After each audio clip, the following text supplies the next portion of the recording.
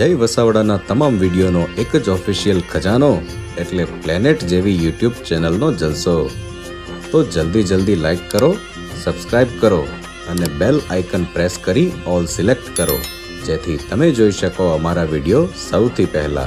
जय वसावड़ा ने ये दीर्घ मुलाकात ModiStory.in वेबसाइट के लिए दी थी, जो भारत के प्रधानमंत्री नरेंद्र मोदी के साथ उनके बिन राजकीय संस्मरण के लिए थी.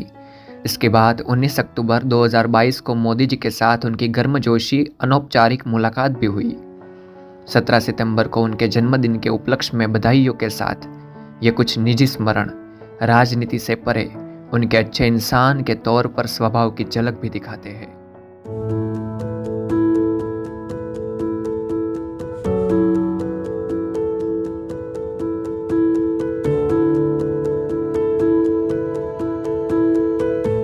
मैं हूं जय वसावड़ा, लिखता हूं. काफ़ी सालों से 25 साल हो गए लिखने में. बोलता भी हूं और प्रोफेशनली स्पीच भी देता हूं. काफ़ी सारी जगहों पे देशों पे घूमता हूं. सबसे पहली बार मिला 2004 में इन पर्सन. वो मुख्यमंत्री तो बन गए थे और उससे पहले कार्यकर्ता के तौर पे भी उनका नाम मैं देखता रहता था. एक दो बार उनको देखा भी था अलग अलग कार्यक्रमों में, जैसे राजकोट में कार्यक्रम होते थे और वो आते थे तो उनको देखा था दूर से. मिलने का सौभाग्य नहीं मिला था. 2004 में मोदी जी ने एक कैंपेन शुरू किया वाइब्रेंट वाला, और उसमें 5 शक्तियों, मुझे आज भी याद है, जनशक्ति, रक्षा शक्ति, ऐसी 5 शक्तियों का उन्होंने उल्लेख किया. और उसके लिए उन्होंने कुछ लेखकों को अपने घर पे, अपने बंगले पे बुलाया खाने के लिए. तो उसमें मुझे आमंत्रण मिला. तो मुझे इंफॉर्मेशन डिपार्टमेंट से फोन आया तो मुझे तो बड़ा ताज्जुब हुआ, क्योंकि मैं तो कोई न्यूज़पेपर में लिखता हूँ 25 साल से, लेकिन कॉलम लिखता हूँ. मैं तो कोई पत्रकार के तौर पर जॉब नहीं करता. तो मुझे बड़ा ताज्जुब हुआ कि मुझे क्यों याद किया गया इस कार्यक्रम में. तो फिर मैं गया. उन्होंने अरेंजमेंट की थी यहाँ से, राजकोट से सबकी. मैं राजकोट पहुँच गया, गोंडल रहता था वहाँ से. घर पे गया तो मोदी जी सबको मिले. फिर अडवाणी जी भी वहाँ पे उपस्थित थे तो वो भी सबको मिले. फिर उन्होंने सबके साथ बातें की और उस दिन मैं पहली बार उनसे मिला. और वो मेरे बारे में जानते थे. वो जान के मुझे बड़ा अचरज हुआ कि भाई इनको तो पता है कि मैं क्या लिखता हूँ, लास्ट आर्टिकल कौन सा लिखा है, तो ये इनको पता होगा. मैंने सोचा कि भाई जो इंफॉर्मेशन डिपार्टमेंट वाले कोई आदमी होंगे, उन्होंने सजेस्ट किया होगा और मैं पहुंच गया. लेकिन मैंने तो देखा कि प्रधानमंत्री जी को खुद पता है, और उनको वहां तक पता था कि उन्होंने किताबों की बात की मेरे साथ. उन्होंने कहा कि आपके पास भी, आप, मैंने सुना है कि किताब का आप कलेक्ट करते हैं, कलेक्शन रखते हैं. तो मेरे पास और कोई संपत्ति तो नहीं है, लेकिन जो संपत्ति है मेरी लाइब्रेरी है.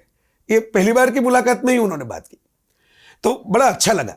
वो एक प्लेजेंट पॉजिटिव फीलिंग आई कि देखिए ऐसे मुख्यमंत्री है. उस वक्त मुख्यमंत्री थे तो ऐसे मुख्यमंत्री है हमारे कि जो कौन सा आदमी क्या पढ़ता है, लिखता है, क्या करता है, और उनको किताबों के बारे में मालूमात है. मैं तो एक जमाने में जब कॉलेज में पढ़ाता था तो अपने स्टूडेंट को कहता था कि भाई आप चरण स्पर्श ऐसे लोगों के मत करो कि जिनके आदर आप मन से ना दो. ऐसे लोगों का करो कि मन से आप जिनका रिस्पेक्ट करो, आदर दो. तो मुझे लगा कि ये ऐसे आदमी है कि जिनका मुझे आदर करना चाहिए, क्योंकि वो मुझसे भी कितना सारा पढ़ के रखा है उन्होंने. तो एक वाक्य उन्होंने बोला, आज भी याद है मुझे. उन्होंने कहा कि देखिए हमारी नवरात्रि जो है, पर्सनल बातचीत में ही बोला था, तो नवरात्रि जो है वो longest running song and dance festival है. लेकिन हमको ही नहीं पता कि दुनिया में जो, उन्होंने 1-2 कार्निवल के नाम लिए, ब्राजील और वो सब आइलैंड वाले. तो उन्होंने कहा कि ये सब कार्निवल जो आप इंटरनेट पे सर्च करते हो, उस वक्त इंटरनेट भी नया नया था, तो सर्च करोगे तो ये नाम आएंगे कार्निवल फेस्टिवल के तौर पे. तो 2 दिन चलेंगे, 3 रात चलेंगे. हमारे 9 रातों का उत्सव है गुजरात में. इनसे सॉन्ग एंड डांस फेस्टिवल. अब गरबा के बगैर तो, रास के बगैर तो नवरात्रि की कल्पना नहीं कर पाएंगे. तो उस वक्त मैं बड़ा, जैसे कहा, क्योंकि मैं मार्केटिंग मैनेजमेंट पढ़ाता था, तो मैं तो फ्लैट हो गया जैसे कि भाई ये देखिए, मैं नवरात्रि, तो गुजराती को तो पता ही है नवरात्रि क्या है, तो मैं कैसे ये करूं कि भाई नवरात्रि क्या है, ये दुनिया को कैसे समझाऊं. एक ही वाक्य में मोदी जी ने समझा दिया, longest running song and dance festival of the world. और उनको ये भी पता था कि मुझे जिनके साथ बात करनी है ग्लोबल स्केल पे नवरात्रि की, वो बातें, वो ऐसा आदमी तो नहीं होगा गुजरात में पैदा हुआ होगा. तो उसको अगर नवरात्रि क्या है वो समझाना होगा तो पहले यहां से शुरू करना पड़ेगा, फिर वो माता जी के पास पहुंचेगा.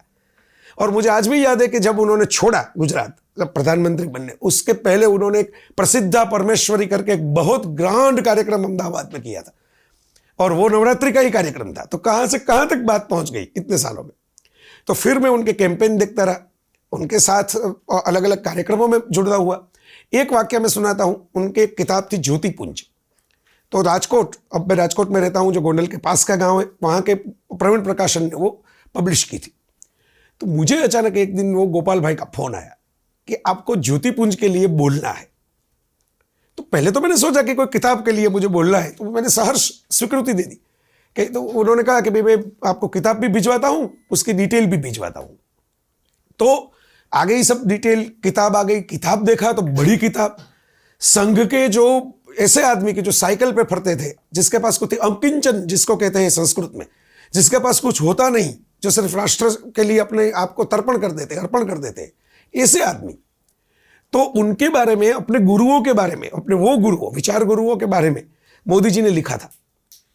तो फिर मुझे थोड़ा ऐसा लगा कि भाई ये तो गड़बड़ हो गई। अब मैं इसके लिए तो मुझे कोई इतना बैकग्राउंड नहीं है मेरे पास, मैं कोई ऐसा तो कोई शाखा में जाने वाला हो, ऐसा तो आदमी नहीं हूँ, और मुझे ये बोलने का कहा गया, और भाई इसके बारे में बोलना तो मेरा काम है और मुझे अच्छा भी लगता है और मैं अभ्यास भी करता हूँ उसके लिए, लेकिन इसमें और लोग क्या कहेंगे कि ये कौन सा आदमी आ गया भाई मंच पे इस किताब के बारे में बोलने के लिए। तो मैंने गोपाल भाई तो कहा, तो गोपाल भाई ने कहा कि वो तो सीएम हो, तो मुख्यमंत्री कार्यालय को आप बताइए मुझे मत बताइए, तो मैंने तो आपको सब कर दिया, मेरी ड्यूटी खत्म हो गई। तो वहां पे हमारे राजकोट के ही एक भाई थे, सज्जन थे, हितेश भाई पंड्या, उनको सालों से मैं जानता था क्योंकि वे पत्रकार थे। तो वो उनके साथ जुड़े हुए थे एज ए सचिव, वो जो होते हैं मुख्यमंत्री का अलग अलग। तो मैंने हितेश भाई को फ़ोन किया कि मैंने कहा सर ये मेरा नाम तो प्रस्तावित हो गया, किताब भी मुझे मिल गई, लेकिन पहले पता नहीं था कि क्या किताब है क्या है। तो मुझे नहीं लगता कि ये तो मेरे लोगों को लगेगा कि कौन आदमी आ गया बोलने के लिए, क्योंकि फिर मुझे डिटेल दी गई प्रोग्राम की, मोहन भागवत जी और साध्वी ऋतंबरा जी और मोदी जी खुद, और चौथा में 4 स्पीकर थे, 4 स्पीकर प्रोग्राम में। तो और कोई लेखक भी नहीं था कि मुझे ऐसा लगे कि भाई इसमें इसके साथ जुड़ जाता है। तो मैं थोड़ा जैसे 2006 मुझे आज भी याद है, 2006 या 7 साल में कदा मैं गड़बड़ कर जाऊं कौन से साल है, लेकिन 7 to 6, 7, 8 के बीच की कोई साल होगी। तो हितेश भाई ने कहा कि देखिए ये तो अब मुझे पूछना पड़ेगा इनको, वाली मोदी जी को, क्योंकि मैं कोई निर्णय नहीं ले सकता इसमें। तो फिर उनका फोन आया कि भाई आप ही है, कंफर्म है। तो मैंने एक और गूगली डाली इससे बचने के लिए कि मुझे दिल्ली जाना है, और जाना भी था। बॉलीवुड का बॉस नाम का एक बोमन ईरानी का शो आता था, उसमें मैं फाइनल में था, मैं जीत भी गया वो शो। तो जैसे केबीसी में लोग फाइनल में आते हैं, तो फाइनल में था। तो मैंने कहा कि भाई मुझे तो दिल्ली जाना है, मेरे पास लेटर है, आपको भिजवा देता हूँ उसकी कॉपी करके। तो बोमन ईरानी के शो में कैसे पहुंच पाऊंगा यहाँ, अगर पहुंचूंगा तो। वैसे कर सकता था क्योंकि फ्लाइट तो थी दिल्ली की, अहमदाबाद दिल्ली की, लेकिन मैंने सोचा कि चलो इसमें मैं थोड़ा घबरा गया था कि मैं बोलूंगा तो कैसा लगेगा दूसरों को। तो हितेश भाई ने कहा कि मैं वो बात भी बता देता हूं। तो उनका वापस फोन आया कि भाई देखिए सब बात हो गई है, आप दिल्ली की टिकट मत करवाइए, वो भी हो जाएगी। तो मैंने कहा कि अब तो जाना ही पड़ेगा। तो मैं गया, बोला, दिल से बोला, जहां पे काफी सारे अच्छे अच्छे लोग उपस्थित थे, बड़े जो गुजरात का क्रीम कहा जाए ऐसा ऑडियंस था, लेकिन उन सबको अच्छा लगा, बहुत तालियां बजाई सबने। मेरे तो थोड़ी सी स्पीच थी। बाद में मोदी जी मेरे पास आए और उन्होंने कहा कि गुजरात का कोई आदमी दिल्ली जाता है तो ये तो बड़ी प्रसन्नता की बात है। तो मैंने जब सुना तो आपकी व्यवस्था कर दी। तो तब मैंने उनको बताया कि सर मुझे बड़ा वो हो रहा था, अभी तो बोल दिया, अच्छा लगा, सबको तालियां बजाई सबने। मुझे हो रहा था कि मैं इस कैसे फंक्शन में मैं सुपात्र नहीं हूँ, मुझसे बड़े उम्र में भी बड़े और अनुभव में भी बड़े साहित्यकार लोग हैं। तो उन्होंने मुस्कुराते हुए कहा कि मुझे पता नहीं होता कि कौन से कार्यक्रम में किसको बुलवाना है। तो फिर उन्होंने वो रीजन भी बताया मुझे, कंधे पे हाथ रख के। उन्होंने कहा कि देखिए ये ऐसे लोगों के बारे में मैंने ज्योतिपुंज किताब लिखी थी जिनको अपने लिए कुछ नहीं चाहिए था, जो सिर्फ अपनी पैशन के लिए पूरा जीवन उन्होंने त्याग दे दिया। तो मुझे कोई ऐसा आदमी चाहिए था जो बड़ी बड़ी साहित्य की बातें न करे, जो खुद अपने जीवन में कुछ बात ऐसी ही रख के बैठे हो। तो मैंने ये इज्जत किया कि आप आ जाइए, यानी तुम आ जाओ। तो उन्होंने कहा कि भाई मैं एसपी मनोज शशिधर जी है, उनसे बात कर ली है, वो खुद आपको छोड़ने के लिए एयरपोर्ट आएंगे, तो बीच में ट्रैफिक भी नहीं होगा। और अब आप निकलिए, फंक्शन चालू है लेकिन अब फ्लाइट लेट हो जाएगी, बोर्डिंग आपको करवाना है, बोर्डिंग वहां पे आपको मिल जाएगा। मैंने एक आदमी को खड़ा रखा है।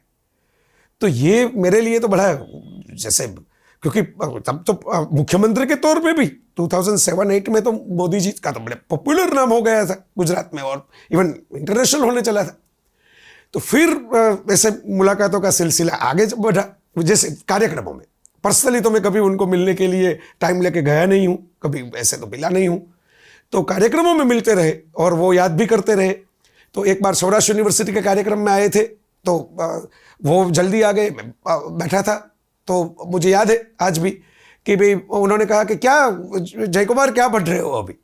तो मैंने 2-3 किताबों का नाम किया, उन्होंने मैंने एक आर्टिकल का रेफरेंस दिया और कहा कि भाई देखो वो यूएस के ऊपर लिखा था जो, तो क्या लगता है यूएस की सबसे बड़ी एक्सपोर्ट क्या है। तो मुझे, क्योंकि और तो कोई 2-3 लोग बैठे थे और कोई था नहीं, प्रोग्राम में देर थी, तो हम ही बात कर रहे थे। तो मोदी साहब का तो ऐसा है कि वो जब बात करते हैं तो और लोग तो इंटरफियर भी नहीं कर पाते, लोग दूर खड़े रहते हैं, उनको एक आता है कैसे अपने इर्द गिर्द एक अदृश्य दीवार वो रखते हैं कि भाई ऐसे ही आदमी नहीं चला आएगा। तो उन्होंने बात की, तो मैंने कहा थोड़ा सोच के कि बोइंग विमान अमेरिका की सबसे महंगी बड़ी, क्योंकि बोइंग विमान तो सबको चाहिए पूरी दुनिया में। तो उन्होंने मुस्कुराते हुए कहा कि नहीं, आप देखिए human rights, children, women, forest, environment, इन सब में काम करने वाली संस्थाएं कौन सी है? सब अमेरिकन है, सबकी स्थापना अमेरिका से हुई है, यूनाइटेड नेशंस से लेकर WWF तक, यूनिसेफ, काफी सारी उन्होंने बातें बताई। तो उन्होंने कहा कि देखिए ये अमेरिका की एक्सपर्ट है, कि वो अमेरिकन शासन नहीं है फिर भी अमेरिकन सोच आपके पास पहुंच जाती है। तो मेरे दिमाग की खिड़कियां खुल गई वो सुन के, तो कि मैंने कहा कि इस एंगल से तो मैंने सोचा नहीं था। तो फिर तो हमारी बातें हुई, फिर तो मैंने भी अपना इनपुट्स दिया कि हाँ मुझे सिनेमा के चाहक के तौर पे लगता है कि हॉलीवुड फिल्मों का बहुत इन्फ्लुएंस है, माइकल जैक्सन और वो पॉप म्यूजिक का बड़ा इन्फ्लुएंस है। मैंने अपने इनपुट्स दिए उस चर्चा में। तो देखिए, मुख्यमंत्री के तौर पे, राजनेता के तौर पे, प्रभावशाली चुनावी जीतने वाले एक प्रभावी स्ट्रेटेजिस्ट के तौर पे तो सब लोग उनको जानते हैं, लेकिन ये ऐसी बातें भी मैं उनके साथ कर सकता था, ये मुझे बड़ा आनंद हुआ। और फिर वांचे गुजरात का एक कैंपेन आया और उसमें भी उन्होंने मुझे बुलाया महात्मा मंदिर में बोलने के लिए। वो खुद भी बड़ा अच्छा बोले और वहाँ पे भी बातें हुई।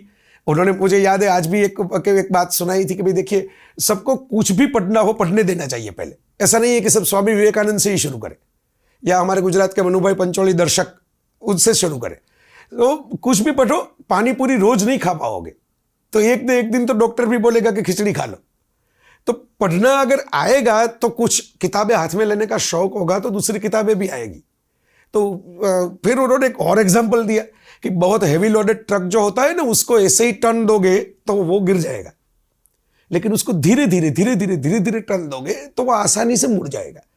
तो यंग बच्चों को ऐसा नहीं कहना चाहिए कि यही पढ़ो ये आदर्श है। उनको ये कहना चाहिए कि पढ़ो, फिर वो जो पढ़े उसमें से धीरे धीरे उनका नर्चर करना चाहिए।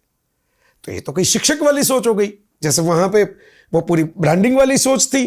बाद में जो पूरी जो सोच थी वो ग्लोबल स्केल विजन की थी। उस दिन उन्होंने ये भी मुझे बताया कि भाई हम जो वाइब्रेंट गुजरात करते हैं, हम और स्टेट को नहीं बुलाते, मध्य प्रदेश या केरल को नहीं बुलाते, हम बुलाते हैं नेशंस को। जैसे इजराइल आता है, कोरिया आता है, जापान आता है। तो हम क्यों सोचे कि गुजरात का जो वाइब्रेंट वाला जो कैंपेन है वो भारत के स्टेट के साथ कंपटीशन में है? नहीं, we have got a global campaign. तो उस वक्त भी उनका जो स्केल था वो ग्लोबल कैंपेन का था। तो 2010 के ही साल में, वो स्वर्णिम गुजरात के साल में, मैंने एक लेख लिखा था, हूँ गुजरात छू। बहुत ही पॉपुलर हुआ वो लेख, हूँ गुजरात छू वाला, आई एम गुजरात, उसका जो लिटरली ट्रांसलेशन वही होता है। तो उस वक्त अमेरिका में एक ऑर्गेनाइजेशन ने वो जो कुंभ, मोदी साहब ने उस वक्त एक कुंभ रखे थे, स्वर्ण कलश सब जगह पे, और लोग वो लेके जाते थे। उसमें से मुझे फोन आया कि आपको गुजरात के ऊपर बोलने के लिए जाना है और आपका जो आर्टिकल था हूँ गुजरात छू वो वहां पे प्रेजेंट करना है। तो उस वक्त उनको वो वीजा के, पहले तो अमेरिका ने मना किया वीजा का, फिर मुझे याद है वो चालो गुजरात वाले सुनील भाई और सबने वो पूरा मेडिसन स्क्वायर गार्डन का कार्यक्रम किया था और वहां से हमारे एनआरआई लोग बहुत जुड़ गए थे मोदी जी के साथ। लेकिन मोदी जी के पास उस वक्त अमेरिका का वीजा नहीं था। तो उन्होंने कहा कि नहीं, ये जय को बुलाओ, ये जय को हूँ गुजरात छू वाला आर्टिकल रेसिटेशन करने के लिए कहना वहां पे।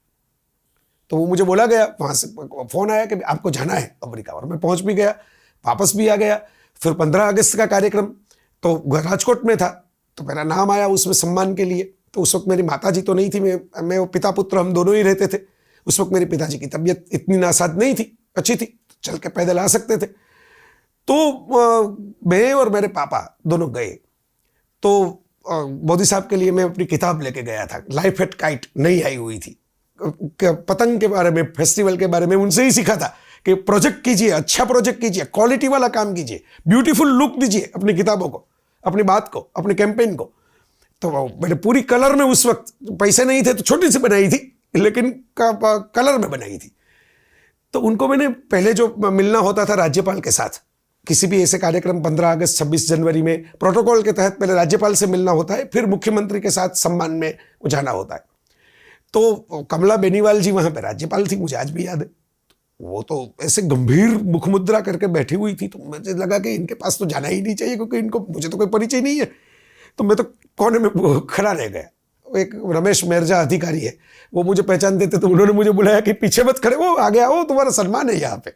तो मैंने कहा सम्मान तो अभी बात दे रहे हैं, लेकिन मुझे लगता है कि ये बड़े लोगों के बीच में नहीं बैठूंगा। तो भागेश भाई जहाँ थे उस वक्त, तो भागेश भाई ने कहा कि नहीं जय, तुम्हें आगे ही खड़ा रहना चाहिए, यही आज का जो कोई सम्मानित महानुभाव है उनको मिलेंगे सब, मुख्यमंत्री भी आगे मिलेंगे। फिर मोदी साहब आए। मोदी साहब ने मेरे हाथ में किताब देखी, तो मैंने उनको एक कॉपी दी और वो खड़े रह गए मेरे पास, बोले, थोड़ी बात की। तो उन्होंने कहा कि राज्यपाल जी को कॉपी दी। तो मैंने कहा वो तो ऐसा तो नहीं बोल सकता था, उनकी मुखमुद्रा देख के मुझे लगा कि इनके पास तो कैसे जाए। तो मैंने कहा कि नहीं जी। तो उन्होंने कहा कि देना चाहिए, ये आप मुझे दे वो उनको न दे, ये शोभास्पद नहीं है और एक कॉपी। तो मैंने कहा है, तो मंगवाई बाहर से, तुरंत ही भागेश भाई ने व्यवस्था की कि बाहर से ले आओ जय के पास कार से कॉपी, और कॉपी आ गई। तो वो खुद गए राज्यपाल जी से पास जाके, उन्होंने किताब, उन्होंने कहा आप दीजिए, और उन्होंने कहा, जब राज्यपाल इतना उनको इंटरेस्ट नहीं था मुझसे मिलने में भी, किताब देखने में भी और बात करने में भी, ये मैंने खुद देखा। मैं भी कम्युनिकेशन का आदमी हूं तो पता तो चलता है, लेकिन बिल्कुल शांत होके मोदी जी ने उनसे कहा कि ये हमारे गुजरात के एक धरोहर माने जाने वाले युवा लेखक है, उनका सम्मान है आज, और उनकी एक लिखी हुई अपनी खुद की नई किताब है, वो आपको देना चाहते हैं। तो बिल्कुल वो अनमूड, जिसको अंग्रेजी में कहते हैं, मोदी साहब अनमूड थे। मैं थोड़ा सकपका गया था, लेकिन फिर भी मैंने किताब दे दी और तुरंत ही वापस आ गया वहां से। तो उसी शाम मेरे पिताजी को, क्योंकि फिर जो अवार्ड लेने के लिए मंच में तो सिक्योरिटी वाली बात आ जाएगी, वो तो पर्सनल था कि मुझे सबको मिलना था। तो मेरे पिताजी थोड़े उत्साह से आगे चले आए देखने के लिए। तो वो गार्ड ने उनको रोका, और मैं तो ऊपर, उस वक्त सीढ़ियां चल रहा था, मुझे पता पीछे का दृश्य तो मुझे नहीं दिखाई देगा। तो उस वक्त मोदी जी का ध्यान गया और उन्होंने कहा कि इनको आने दीजिए। तो आज भी मेरी तस्वीरें मेरे घर पे भी मैंने लगाई हुई है, वो तस्वीर वायरल भी हुई है, मेरे सोशल नेटवर्क में भी मैंने रखी थी।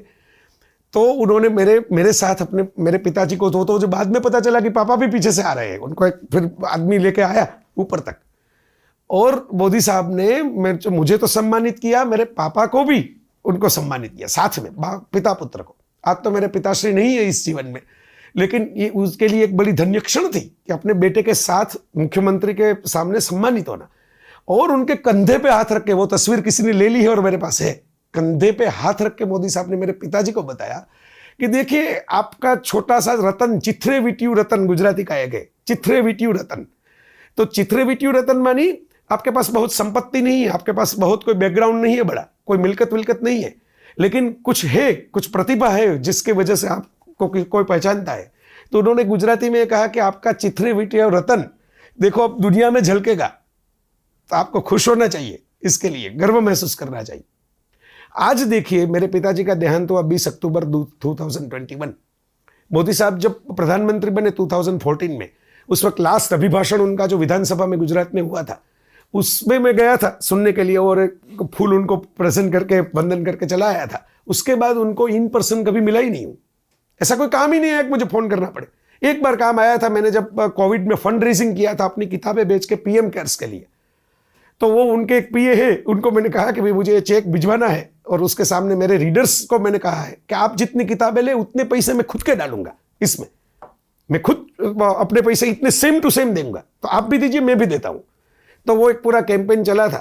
तो वो पीएमओ से मुझे आ गया एक्नॉलेजमेंट लेटर, तो मेरी बात तो खत्म हो गई, मुझे मोदी जी से बात करने का तो कोई उसमें ताल्लुक ही नहीं था। लेकिन उन्होंने जरूर एक बार राजकोट आके मुझे याद किया था, नमो नर्मदा सुखी सर्वदा मैंने फेसबुक पे पोस्ट लिखी थी। मैं बाहरगांव से आ रहा था, पूरा डेकोरेशन था यहाँ पे राजकोट में हमारे नर्मदा के पूरे पानी का जो आने वाला था। तो मुझे भी बड़ा रोमांच हुआ, क्योंकि मैं तो वैसे केरबा उठा के मेरी मम्मी के पीछे पीछे चलता था जब छोटा था, तब पानी लेने के लिए। पानी तो बड़ी समस्या है सौराष्ट्र में, तो वो खत्म होने को जा रही थी, तो मैंने वो पूरी रात को ही, मैं वापस आया जब, तो कार्यक्रम बोलने के लिए गया था, कार से उतर के घर पे आके मैंने पोस्ट लिखी। सुबह 5:30 बजे पोस्ट को अपलोड करके मैं सो गया। फिर मेरे मामी, जो मेरे मामा मामी साथी रहते हैं, मेरे मामी ने उठाया मुझे कि मीडिया वाले आए। भाभी को लगा कि कुछ गड़बड़ हो गई, कोई स्कैंडल हो गया, सब कैमरा में मेरा लेके वाहन लेके आए। तो मैं भी वैसे ही खड़ा हो गया, फिर नहाने बहाने ब्रश किए बगैर ही बाहर चला आया कि क्या हुआ। तो 1-2 लोग जो पहचान वाले थे उन्होंने कहा कि जय भाई, प्रधानमंत्री जी ने सुबह में एयरपोर्ट से अमेरिका से आए हैं, उस वक्त प्रधानमंत्री बन गए, और उनका जो बात है कि भाई मैं अमेरिका तो आप बुलाएंगे और रहूंगा, ऐसे नहीं वीजा लेने के लिए खड़ा रहूंगा। तो उन्होंने आपका नाम लिया है। एयरपोर्ट पे उतर के उनकी बात में नमो नर्मदा सुखी सर्वदा, हमारे गुजरात के जय वसावड़ा ने बोला। ऐसा करके मैंने सोचा, मैंने 5:30 बजे पोस्ट करके मैं सो गया, 4:30 बजे एंट्री की राजकोट में, सुबह 5:30 पर पोस्ट लिखा, इतना अंदर से भाव आया तो पोस्ट लिख दिया, सो गया लिख के, और 6:30 को इनको एयरपोर्ट से उतर के पता चलता है कि मैंने क्या लिखा। वो तो फ्लाइट में थे और अमेरिका से आ रहे थे, ऐसा नहीं था कि भारत में ही थे। तो वो मीडिया वाले बाइट लेने के लिए चले आए, हिंदी विंदी में सब कुछ, इंग्लिश वाले के सब कुछ, आप क्या करते हैं और आपका नर्मदा में क्या। मैंने कहा मेरा कोई योगदान नहीं है, मैं पानी पीऊंगा, अब ये योगदान है मेरा।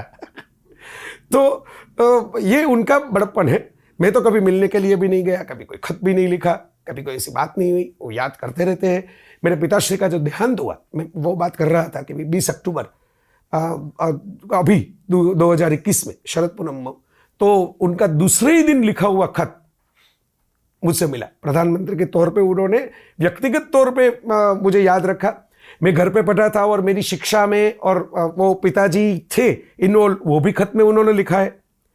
तो वो मोदी जी ने लिखा। फिर 2-3 फोन भी ऐसे आए अलग अलग लोगों के। रूपाला जी आए थे तो पुष्प लेके आए कि भाई देखिए ये मुझे करना चाहिए, क्योंकि हमारी बात हुई थी, तो मुझे लगा कि भाई नहीं, ये पुष्पांजलि करनी चाहिए। मुख्यमंत्री जी का भी मुझे, जो भूपेंद्र भाई है, उनका भी खत मिला। तो ये मुझे लगा कि मोदी जी को इतनी व्यस्तता में पता भी चला कि जय के पिताजी का देहांत हुआ है, उन्होंने खत भी लिखा। और खत जो फॉर्मल कंडोलेंसेस होते हैं वो नहीं है, उसमें तो मेरी और मेरे पिता के अनुबंध के बारे में, मेरे बचपन के बारे में 3 पंक्तियां भी है, 3 बातें भी है। तो मैंने पिताजी की तस्वीर के सामने वो खत 3 दिन तक रखा था, गुलाब रखा के। तो कभी ये देखिए, अपने पापा आपको प्रधानमंत्री याद कर रहे हैं आपके जाने के बाद। तो ये इमोशनली और पर्सनली टचिंग है।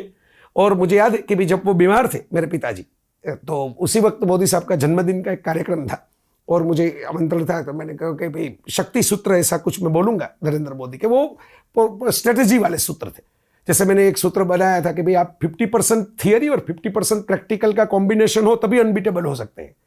तो मोदी जी ने 50% किताबें पढ़ी जीवन में, बहुत पढ़ा, तो शब्द उनके पास आ गया, बोल सकते हैं कहीं पे जाके किसी भी विषय पर। अच्छा, और सिर्फ किताबें नहीं पढ़ी, भ्रमण भी किया छोटे छोटे गांवों में, छोटे छोटे जगहों में। तो उनका शक्ति सूत्र है कि आप ट्रैवलिंग करके अपने आप को एक्सपोज कीजिए और दूसरे का एक्सपोजर लीजिए, और किताबें पढ़िए। तो थियरी 50%, प्रैक्टिकल 50%, बाद में आपको सफलता मिलेगी, इनविंसिबल हो जाओगे। तो एक रमनलाल सोनी, हमारे गुजरात के बाल साहित्यकार, उनके कार्यक्रम में भी मैं गया था। वहाँ पे मोदी जी को उन्होंने इनवाइट करने चाहते थे। उनके बेटे सोनी जी तो दिवंगत हो गए और वो काफ़ी जिए, 97-98 साल तक जिए। फिर उनके शताब्दी महोत्सव था, तो उन्होंने कहा कि भाई मुख्यमंत्री को बुलाना है। तो मैंने कहा मुख्यमंत्री तो बड़ा नाम हो गया, वो ऐसे कैसे आ जाएंगे रमनलाल सोनी के प्रोग्राम में। लेकिन आप ऐसा कर सकते हैं, मैंने सुना है कि मोदी जी सब पढ़ते हैं, आप खत लिखिए और उनका टाइम मांगिए। तो उनको टाइम दिया गया और वो गए, तो मोदी जी ने तुरंत हाँ बोल दिया। और मैं था वहाँ पे, मैंने कुछ बातें की प्रवचन में। मैंने जो कुछ 2-3 बातें की, उनका मोदी जी ने उल्लेख करके मेरा नाम से, वो वीडियो मैंने अपनी प्लेनेट जेवी जो यूट्यूब चैनल है उसमें भी रखा है, तो आपको ऐसा नहीं लगेगा कि ये ऐसे ही कहानी बना रहा है। तो उसमें मोदी जी ने उल्लेख करके जय ने ये बोला, लेकिन मैं ये सोच रहा हूँ कि जय को ये बताना चाहता हूँ, ऐसा करके, ऐसा बोल के कि मैं इजराइल गया था तो ये मैंने देखा करके, जैसे पर्सनल टॉक कर रहे हो 2 आदमी, वैसे प्रवचन दिया। और वहां पे उन्होंने कहा कि लोग कहते हैं कि भाई इस कार्यक्रम में मुख्यमंत्री कैसे आ गए। लेकिन जब ये श्री राम सोनी जी आए और रमनलाल सोनी की बात की, एक तो साबरकाठा के साहित्यकार तो मेरे वतन के हुए, वो भी बात है, लेकिन दूसरी बात ये है कि जब मैं प्रचारक के तौर पे घूमता था और झोला लेके, जैसे लिटरली झोला लेके घूमता था, उस वक्त इनके भाई चिमनलाल सोनी के घर पे मोडासा में एक रात ठहरा हुआ था।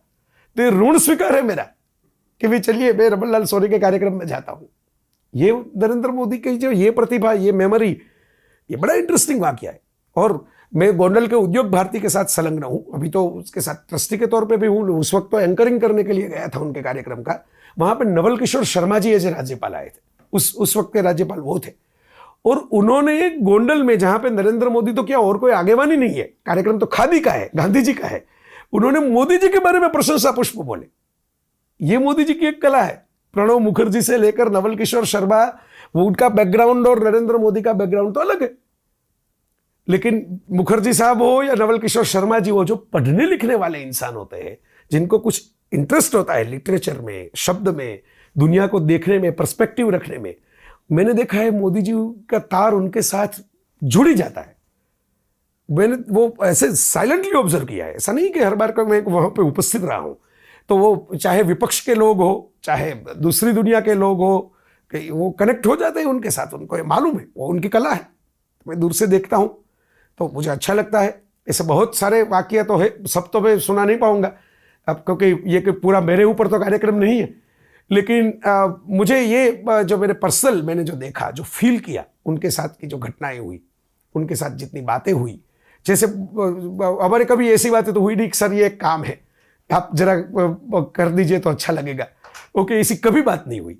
कोई भी काम लेके मैं कभी उनके पास गया ही नहीं। मेरे पिताजी का पेंशन नहीं का हुआ था तो मैं कोर्ट में गया, लेकिन कभी उनको मिलने के लिए नहीं गया उनके चैम्बर में, मेरे पिताजी को पेंशन दिलवा दीजिए, वो तो सही काम था, फिर भी नहीं गया। लेकिन हमारी जो बातें हुई ऐसे ही हुई। तो उनके जन्मदिन के ऊपर भी मैं बोलने का आमंत्रण मिला। मैंने कहा मेरे पिताजी की तबीयत खराब है, मैं नहीं आ पाऊंगा, अहमदाबाद तो नहीं जाऊंगा उनको छोड़ के। तो उन्होंने कहा कि दूसरे दिन रखते हैं कार्यक्रम, जो जिनको बात पाटिल साहब और 2-3 और लोग थे। तो उन्होंने कहा कोई बात नहीं, हम राजकोट में कार्यक्रम रखेंगे अगर आप अहमदाबाद नहीं आएंगे तो, और नरेंद्र मोदी पे आपको बोलना है और कोई नहीं होगा। तो मैंने कहा कि लोगों को अच्छा नहीं लगेगा, लोग ये कहेंगे कि भाई ये जय वसावड़ा कैसे आ गया, ये थोड़ा हमारे साथ है, ये थोड़ा कोई पार्टी का कार्य करे। तो उन्होंने कहा कि नहीं, पार्टी के कार्यकर्ता तो हम सुनते ही है, आपको बोलना है, आप जो बोलना चाहिए। मुझे डिक्टेट भी नहीं किया गया, ये मैं कहता हूं। मैं मन की बात के लिए प्रस्तावना मैंने लिखी, अंजलि बहन का एक फोन आया था और उन्होंने कहा कि भाई आप लिखिए, मुझे अच्छा लगेगा। और लिखने के बाद उन्होंने कहा कि आप तो मोदी जी के साथ बचपन से जुड़े हो, मैंने एक दूर से देखा है, साक्षी भाव से देखा है। उनके एक किताब का नाम है साक्षी भाव, लेकिन मैं वाइब्रेशंस फील कर सकता हूं। एक बार मैकियावेली का political strategy, Machiavelli, Niccolo Machiavelli, Italian जैसे चाणक्य है हमारे, उसके बारे में और नरेंद्र मोदी की पॉलिटिकल स्ट्रेटेजी के बारे में मैंने अपनी कॉलम में आर्टिकल लिखा था गुजरात समाचार में। तो काफी सारे लोगों को बुरा लगा था कि भाई ये देखिए मैकियावेलियन पॉलिटिक्स के साथ हमारे मोदी जी को जोड़ दिया। तो वडनगर का एक कार्यक्रम था, और जहां पे वडनगर का कार्यक्रम तो अहमदाबाद में था। शैलेश रावल इंडिया टुडे के तस्वीरकार थे और उन्होंने वडनगर के ऊपर एक किताब लिखी थी। तो उसके लॉन्चिंग में शैलेश भाई मेरे मित्र, मैं उनके फोटोग्राफ का भी यूज करता था काफी बार, उनके मंगवा के, कभी पैसे नहीं लिए उन्होंने, शैलेश भाई ने। तो उन्होंने मुझे बुलाया बोलने के लिए, मेरे हाथ में फ्रैक्चर था। मैं गया तो मोदी साहब थे, तो मोदी साहब ने कहा, मैंने कहा कि फ्रैक्चर की वजह से मैं तो सोच रहा था कि नहीं आऊं, लेकिन आपका नाम भी था तो मैंने सोचा कि आ जाऊं।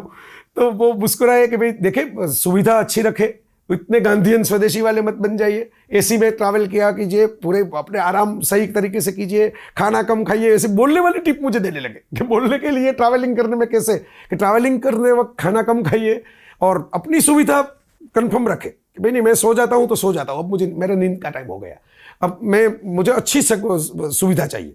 ऐसा इतने नंबर मत भी दिए कि आपको सुविधा नहीं चाहिए सुविधा, लंबा जिएंगे सुविधा भी जिएंगे, तो ऐसा मुझे बोला।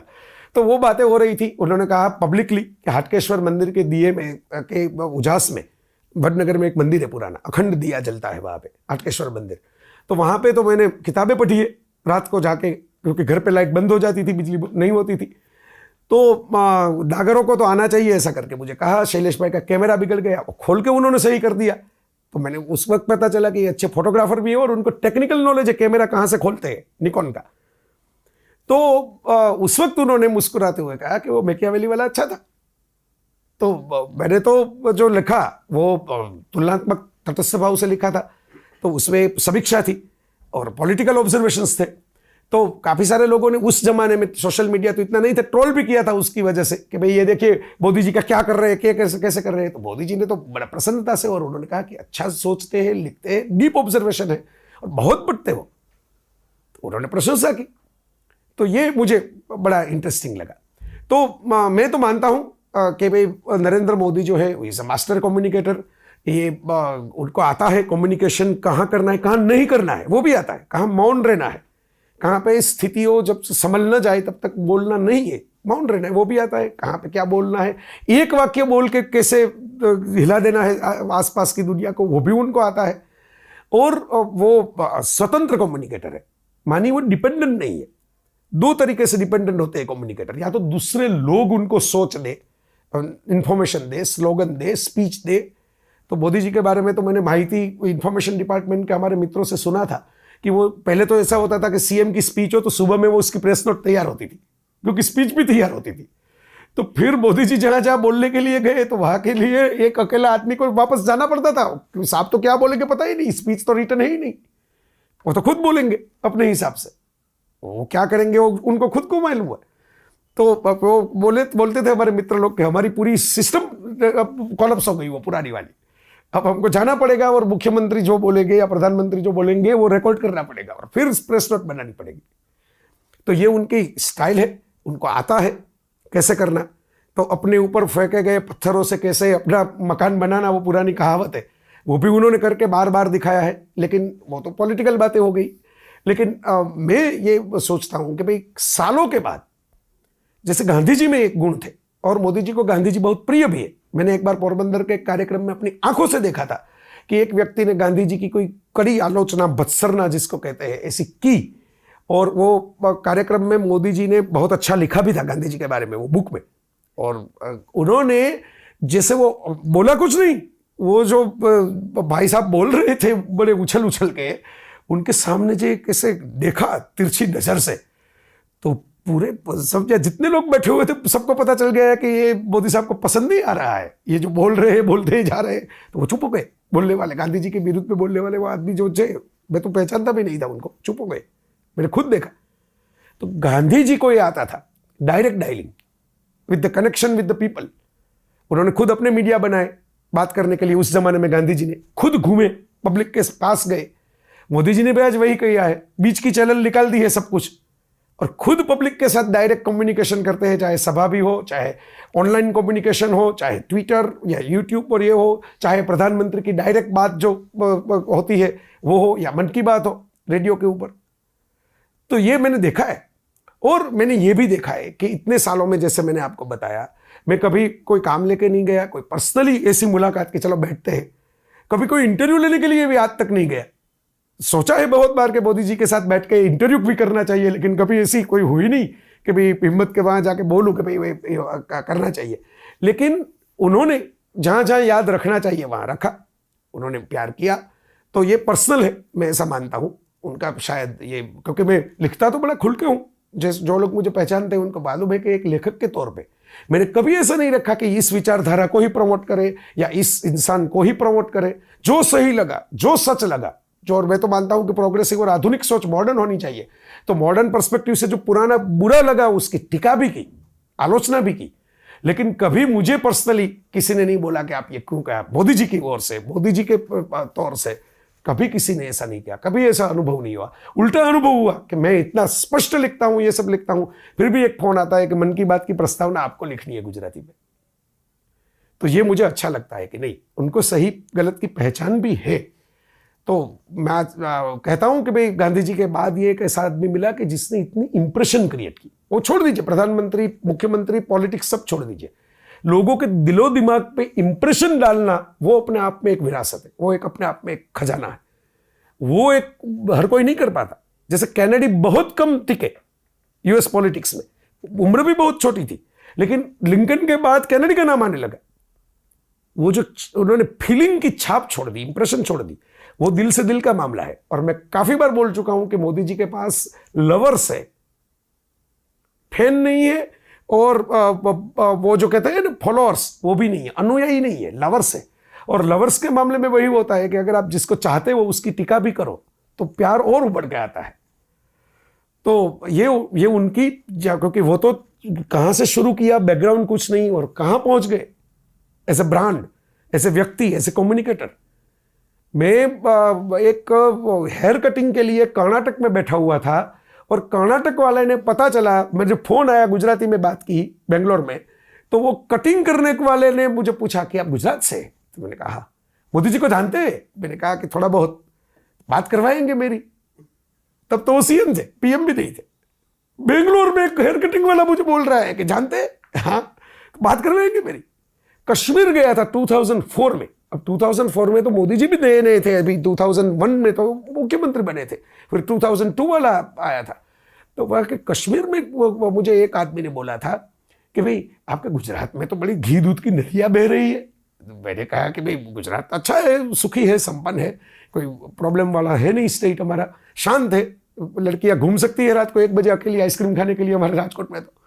तो ऐसा मुझे बोला। तो उन्होंने कहा कि नहीं, वो मोदी जी बता रहे थे तो ऐसा लगा। तो कॉमन मैन के दिमाग में कैसे कनेक्ट करना, तो गुजराती के तौर पे बहुत कम गुजराती ऐसे कनेक्ट कर पाए जैसे मैंने गांधी जी का नाम किया। तो वो मैं देखता हूँ और उनका डायरेक्ट ये कम्युनिकेशन रहता है, मैं ऑब्जर्व करता हूँ। काफ़ी सारे अच्छे अच्छे कैंपेन भी उन्होंने किए पब्लिक के लिए, नॉट फॉर पॉलिटिक्स। जैसे स्वच्छता का कैंपेन है, जैसे वो स्वच्छ भारत का पूरा अभियान उन्होंने शुरू किया। तो मैं आज देख रहा हूँ कि शुरू में तो हमारे जैसे काफ़ी लोगों ने आर्टिकल भी लिखे कि ये कैसे हो सकता है, क्या हो सकता है। आज मैं देखता हूँ कि पहले से रोड ज़्यादा स्वच्छ दिखाई दे रहे हैं, पहले से पब्लिक प्लेसेस ज़्यादा स्वच्छ हुई है, थोड़ा असर उसका हुआ लोगों के दिमाग में। तो ये एक डिफरेंट काइंड ऑफ प्रतिभा है। प्रधानमंत्री आए गए, बहुत देखे, सबने अच्छा काम किया, मैं ऐसा मानता हूँ। सबने भारतवर्ष के लिए कुछ ना कुछ किया। लेकिन नरेंद्र मोदी का नाम ग्लोबल जो हुआ वो भारत को ही फायदा है, क्योंकि भारत की जितनी विरासत है और जितनी क्षमता है उतना ग्लोबल ब्रांडिंग कभी भारत का, हिंदुस्तान का नहीं हुआ। और मोदी जी का ये योगदान 50 साल के बाद लोग याद करेंगे, ऐसा मैं मानता हूं कि उन्होंने इंडिया को ग्लोबल ब्रांडिंग पोजीशन में पहुंचा दिया।